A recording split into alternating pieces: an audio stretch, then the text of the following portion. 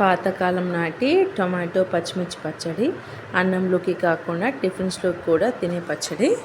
Present కూరగాయలు వాటర్లో ఒక 5 మినిట్స్ ఉంచి కుక్ చేసుకుంటే మంచిది. అందుకని కొంచెం ఉప్పు వేసి నీట్గా 2 టైమ్స్ కడగాలి. ఇలా పచ్చిమిర్చి అన్ని మధ్యలో కట్ చేసుకొని ఉంచండి. ఇప్పుడు స్టవ్ ఆన్ చేసి కడాయిలో ఒక గరిటెతో ఆయిల్ పోసి కట్ చేసుకుని పచ్చిమిర్చి వేయించండి.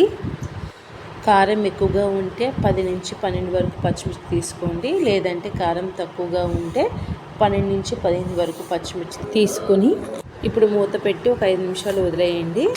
ఈలోపు టమాటోస్ కట్ చేసుకుంటే పచ్చిమిర్చి వేగుతాయి. తీసి పక్కన పెట్టి టమాటోస్ వేసుకొని కొంచెం ఉప్పు చిటికెడు పసుపు కలిపి మూత పెట్టండి. టొమాటోస్ 10 తీసుకున్నాను. కారం బట్టి మీరు 7 to 10 తీసుకోండి. ఒక 5 to 7 మినిట్స్ తర్వాత చూస్తే ఆయిల్ సపరేట్ అవుతుంది. స్టవ్ ఆఫ్ చేసి ఒక రెబ్బ వెల్లుల్లి వేసి మూత పెట్టి చల్లారనివ్వండి.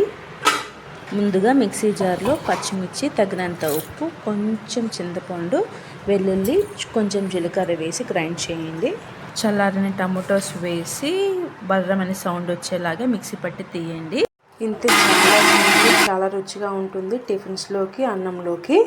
మీరు ట్రై చేయండి. ట్రై చేసి ఎలా వచ్చిందో కామెంట్ చేయండి. నచ్చితే లైక్ చేసి మీ ఫ్రెండ్స్ అండ్ రిలేటివ్స్కి తప్పకుండా షేర్ చేయండి. Thank you.